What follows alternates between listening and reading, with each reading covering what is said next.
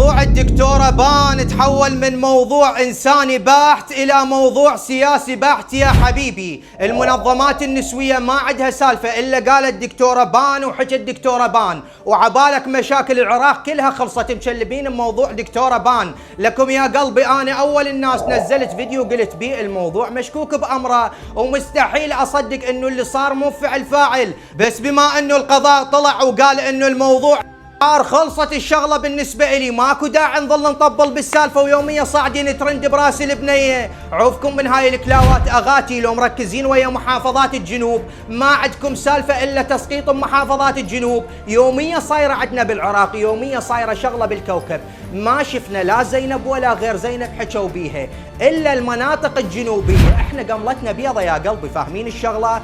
كلها تريد تصعد ترند براس البنيه. لكم قلبي اذا ما تثقون بالقضاء وبالجيش وبالشرطه وبالحكومه وبالحشد بمن تثقون؟ فهمونا ترى والله العظيم لعبتوا نفسنا. وبالسلامه اغاتي.